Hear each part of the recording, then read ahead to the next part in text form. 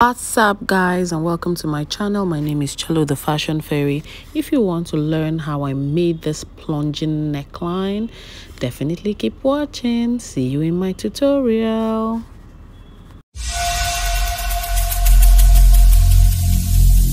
Every single day I'm gonna make something great. That's my way. Every single day I'm gonna make something great. That's my way. So guys, welcome to class. So for this tutorial, we'll be needing the basic bodice, the front and back bodice patterns, which I already have here.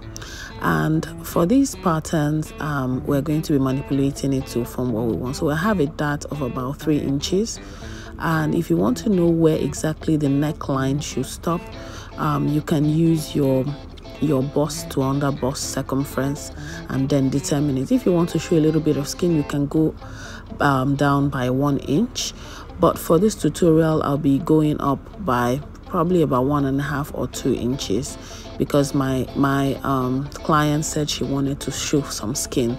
But like I said, if you don't want to show any skin, just use your bust to under bust measurement and then measure what you have on top, and be sure that nothing is going to be showing. So I already did that, and I stepped it down by 1 inch. So I'll be using the second mark right there.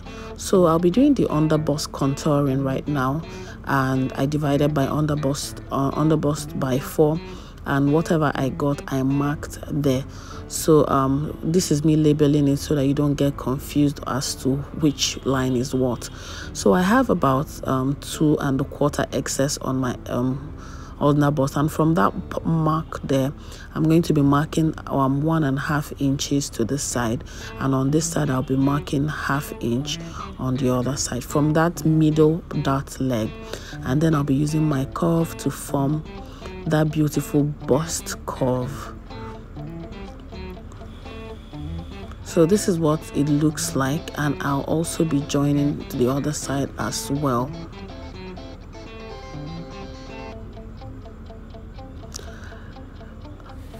Okay, once you're done doing that, you mark a straight line from that point to meet the waistline. So note that we've already added all the allowances, the dart allowance and everything to this pattern. So moving forward, I'm going to be contouring the upper part of my neckline, my new neckline, and on this part of the dart leg I'll be marking 1 inch, and on the other side I'll be marking 1/2 inch, making it a total of 1.5 inches. You can go as much as 2 inches if you're working with a bigger bust size. So connecting it from my bust point to that 1 inch mark, and on this side connecting it from that 1/2 inch mark to the mid pattern right there. So this is what it looks like, and with my curve I'll be connecting it to the armhole. So this is what it is, and then make sure you have a very smooth curve running all the way to your armhole. So for this part, I'm going to be determining how open I want the chest to be. So if you're working with 1.5, know that it will be 3 inches at the end of the day, or 2 inches. You know it will be 4 inches wide at the end of it. So whatever you choose to use is totally up to you. So this is me showing you that if you use 2 inches, when you open it, because it's on fold, it's going to be 4 inches. So for me, I decided to use 1.5, but I totally ignored it. As you can see, I ended up using 2 inches there because I felt the 1.5 was not sufficient. My client really wanted it to be open, so at the end of the day I used 2 inches at that point. So feel free, if you want to use less you can. So note that I marked from this point, I'm going to be putting an arrow there, to the waistline. I left 2 inches, so I didn't take it all the way down. So I ended up adjusting it some more because she really told me she wanted to be showing some skin. So please, this is totally up to you to cover up as much as you would like, or open it up depending on you. So note that I'm not marking it all the way down to the waistline. I left about 2 inches from there so that I would connect it. So this is me transferring my bust dart to my waist dart. So this is how to do it. You quickly close it and then use paper tape to secure it nicely. Notice that there is a bit pointy right there, so I'll be using my curve to smoothen out the curve. Please make sure that every point that you notice, you use your curve to smoothen it out. So the sides, I'll be aligning it with my curve as well to make sure that I'm not losing any fabric when I cut it. So I'll be cutting out the front, and then I will move over to the back quickly so that we can manipulate the back as well. So let me just cut off the dart. We'll get back to it in a bit, where I'll show you how to finish this up. So let's go to the back. So this is what the back looks like. For the back, I want it to have loops, so I'll be taking out 3 inches on my chest line and then 2 inches on my waistline for it to form a V. You can do 3-3, depends on you. So looking at it, I saw that my dart was too close to where I wanted the loops to be, so I'll be moving my dart, shifting it. Please remember that you can always move your darts, they are not static. I measured the waist and I divided by 2 and then placed the darts there. So I still marked 1/2 inch on both sides and moved my dart to the center. So I also took about 1/4 inch on both sides to contour the back to make it a bit firm, and then I took out 1/4 inch from the neckline to make it a bit tight. So for the front, I'll be cutting up. Notice where I started cutting this middle panel from, where the part that will become my yoke. So please just take your time and do it perfectly. So this upper part will now form the illusion net that we'll be using. So this is what we have so far. This will be my yoke, that's my center front as side front.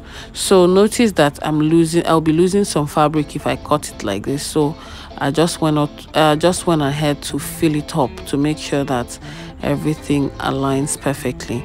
So I expect you to do this with your patterns once you are done drafting. So I just filled up whatever thing I was missing at that point, and I just used my paper tape to secure it nicely. So checking it again now, you would notice that they would align perfectly. So let's do a quick check. Yes, so it's perfect right now. So let me just quickly use this and make sure everything is properly aligned, and as you can see, we are good to go. So this will form my yoke. So we'll be manipulating the neckline to make it as wide as my client wanted it. So for this front, I decided to make it 5 by 6. So and I'll be using the same measurements for the front and the back as well. So this is me just contouring the neckline, or rather increasing the neckline so that it will be a bit wider as she requested. So placing it on my back, I got the same thing and I reconnected it back to my loop line. So this is what I have so far, and we'll just go ahead and cut this out. And I just make sure you label and you put arrows where necessary. You can write anything you want to on your patterns, so just so you know which is which, because it can really be confusing once you cut everything out. I'm sorry about the lighting, guys. I just don't know what happened. My camera just went up bright all of a sudden, and I don't know. So this is, if you want it to be one panel, you can attach both of them together and just cut, but I decided to cut out the darts and separate the panel. So this is what we have, and there's a bit of excess there, and I just trimmed that off real quick so that everything aligns perfectly. So this is what I expect you to do with your patterns. You label, make sure you place them over each other and cut out every excess. So this is what we have, and I'm just busy labeling what I want to do, allowances to be added, and then scribbled what I would remember. So I beckon you to use yours. Okay, so this is a notch mark that I made right there where the yoke will be stopping. So this is me putting everything together. I already went ahead to cut and I ironed hairstay on them, and I used my wording for the bust part and everything. So this is what it looks like putting everything together. And then that midpoint where I left 2 inches, I'll just be stitching up just 2 inches, and then I will show you how to place this. This is my yoke, the illusion net. I'll go ahead and turn the neckline first, cut out the excess as tiny as possible, and then turn it over, iron, and then I'll be stitching everything together so that it is one. I'll use it as one. You do know that I cut the illusion net I cut it in 2 parts so that one will act as the lining. So I'm bringing everything together to form one piece. So make sure you stitch everything down because net has a funny way of moving. So putting it like so, I'll go to where I notched it at the 2-inch mark, and I'll be placing this part on it like so. Please watch carefully. That's why I zoomed in so that you guys can be able to see. So when you place it on that 2-inch mark, make sure you leave your half inch of allowance that you left there. Just place it over the 2-inch mark and you start sewing like so. Take your time to do this, guys. Sew on half inch or whatever sewing allowance you may have left or added to your fabric while cutting. So I added half inch, so that's exactly what I'll be taking out right now. So watch as I'm taking my time to do this. Make sure you're not trapping any net anywhere. Make sure everything is running smoothly. You please go ahead and use as many pins as possible or as you need, because it can be tricky at this point. So this is me doing one side, and I'm going to turn it over and I'm going to do the other side as well. So you see I took out the half inch.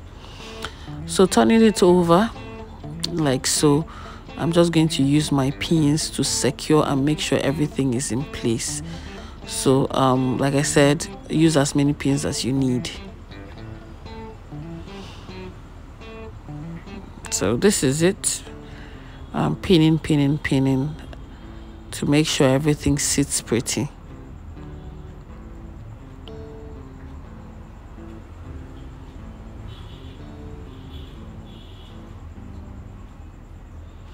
Yeah, so we're done, and this is what it looks like so far. I'm just going to go ahead and do the lining piece off camera and then attach the sides as I'm doing like so, putting the allowances you need inside. And then so this part I'll be using it to design the cup. This is the upper part of the George fabric. So this is what we have now eventually, guys. This is so beautiful. Please subscribe to my channel and I'll see you in my next video.